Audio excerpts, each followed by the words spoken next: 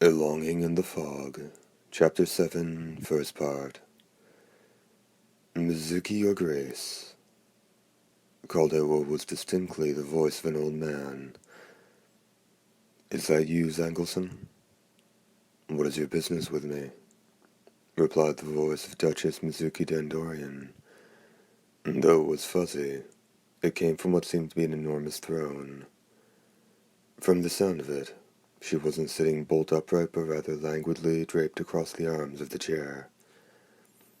The one who called out to her didn't stand before the throne, but rather was down on one knee in the ancient display of fealty.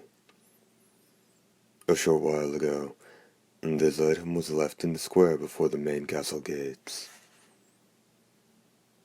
After a short pause, the Duchess said, "Why? This is—" There was the sound of the noble woman drawing a sharp breath. "It bears an image of that man. However, this is human skin. It would appear to be the skin from the palm of a hand," said the servant. "That eye is drawn in normal ink, but the image it contains also holds everything about that person. With this, a person's location and all their actions are ours for the knowing. Who could make such a thing? None other than—" That was as much as the servant said before falling silent, but not out of puzzlement. Rather, it was out of anticipation, knowing that the person he addressed knew the rest. His Grace? I should imagine. Why has he not returned, even though everyone and everything has been restored, and it has all begun anew? There was a long interval. Undoubtedly that was an expression of some sort of objection. Presently, Zangelson replied, "His Grace will not be returning. Long ago, he bid your Grace adieu, and took his leave of the castle, and that is the truth of it for him. Even now, that has not changed." Somewhere, someone nodded, listlessly and sadly. "Your tone, for all its consolation, it hides a blood-soaked blade. Perhaps the blade is called torment. Do you wish to say that I bear responsibility for all of this?" "As you say, your Grace." "You are correct," said the Duchess, "and I myself am well aware of as much. Of all our followers, you are the deepest, the truest, and the most fervent. His Grace will not be returning. Even if one of the two is slain, they are likely to battle on in hell for all eternity. And I think that is for the best. Your Grace." Unmoved by this cry of commingled surprise and reproach, the woman said, "You of all people must know. Long ago, I loved the one who brought destruction to this project, and to all of us. Not only was that a betrayal of all of you, it also was a moral breach against the sacred ancestor. For this project spilled through the sacred ancestor's own fingers, coming down to us." Duchess Dandorian's words were neither a simple deposition of memories nor a monologue to rouse herself. It was a viscera-shredding act of self-destruction, a confession given while blood poured from every orifice, a prayer uttered while swallowing one's own teeth. "But your Grace fought the man, a man you loved, in an attempt to destroy him," the servant said, his voice suddenly full of sorrow and pride. "That is so, and I was defeated with disappointing ease, and not I alone. Gildy and Denai were as well, and you, and the 10,000 soldiers stationed on the island. He drove cold, black steel through the heart of everyone. and lopped off the heads of all save guilty and deny. His will was as inevitable as the coming of night, and he displayed no emotion, as if he were a murderous machine shaped from ice. All was lost. Every last one of us was reduced to dust. The castle decayed, the facility burned, the test subjects ruined. And after all that, why? Why have we now been resurrected? Is it to prove the truth of the legends that for the nobility, peaceful sleep is but a dream within a dream? For a feeling, said the Duchess. The way she said it was bizarre, as if she didn't know which emotion the word should carry. No, jealousy. Enough to eat away even a body and stomach made of iron. Am I mistaken? No. Zangelson's voice responded.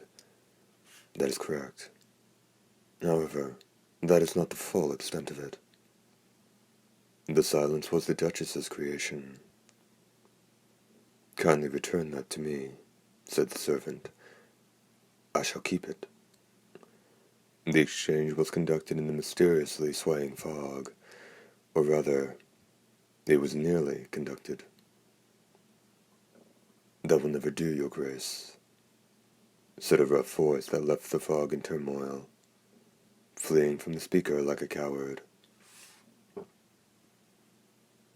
Gildy, Baron, are you well, Zangelson? The figure who'd approached from the milky depths said in an affectionate tone, You are an idiot who knows not his place, and this is folly, for which you will be punished once this matter is concluded.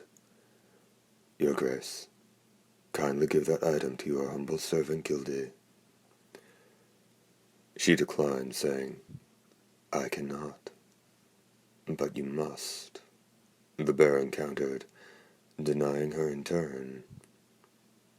There in the heart of the syrupy fog, conflict sparked like a fire. If your Grace keeps it, the same fate will be repeated. To wit, we will be destroyed, and none will stand in the rotting remains of this castle save that vision of beauty in black. And it may well be that such is not his desire either. From the female figure, who was like a faint ink-wash painting, there came an intense feeling of curiosity, but she never gave voice to it, nor did Baron Gildy reply. Can you tell me the reason why I must not have it, Gildy? The Duchess said, her voice carrying a slight horror that someone would feel. The Baron. Gildy said, Because you still love that man. The shadowy figures froze. Even the fog that clung to them was robbed of its motion. Your Grace was less than 20 years of age when the Duke took you as his bride. You were as beautiful as some princess from the moon. And though none ever breathed a word of it, all of us resolved that you alone would never know the filth and cruelty of the world. And as we had predicted, your Grace was an individual lovely and endearing, as well as being far stronger and more ferocious than we had ever expected. When you walked with the Duke in the garden to enjoy a bright moonlit evening, a group of young lords who envied the way your Grace looked upon the moon said they would wipe it from the sky, whereupon they fought their way into the Bureau of Planetary Control. And during a demonstration match in the fighting arts, your Grace took up bow and halberd with her pale and delicate hands. Exhibiting such skill, we were left no choice but to battle in complete earnestness, and even then we could get nowhere near you. With all that skill, your Grace fought that man, and was consequently defeated and destroyed. I say this bearing not a mode of criticism. However, your Grace, Love sets its roots deep in the young. Your Grace was not yet 20 years of age when you encountered that man, and even knowing him to be the enemy, you were captivated by him from the very first glance. That tells me that even now, after dying and rising, your love for him still burns. There is a stanza in a poem that goes, "The life of love is like that of an opal," and I cannot deny the truth in that. It is as you say, Gildy. The Duchess conceded. However, I, who fought the bringer of destruction, am confident that all will find me a fit wife for Duke Dendorian and his house. That is most welcome news, Gildy said, his voice trembling with joy. The Duchess continued. Victory or defeat comes down to the luck of the moment. I was defeated, yet there is no shame in that. And even if the result of our next battle were to be the same, I would still be entitled to bear this item. There is another reason as well. This is the skin of my husband. There was a hushed murmur from the world, and in the hush, a voice was heard to say, Your Grace, discounting the time I was dead, I am 2006 years of age. I acknowledge all that Your Grace has stated, but such things are said due to age. So long as you love him, you cannot win. Even if Your Grace were to change your appearance, to change your heart, to gain abilities tens of thousands times as strong as his, you will not triumph over that man in all eternity. From the moment Your Grace first let him sway your heart, you became the vanquished party for all time. Is that not so, Zangleson? There was no reply. What do you think, Zangleson? The source of the elderly voice seemed to shrink into the fog. The other two put no further questions to him. Now all that remained was to wait. Presently a dry, withered voice said, I believe I would like Baron Gildy to have it. I see, the Duchess said, her voice actually sounding rather refreshing. However, even if your opinions are correct, I will not follow them. Both of you are ultimately vassals of the Dendorian family, and that is the Iron Rule. This we know. The two voices overlapped.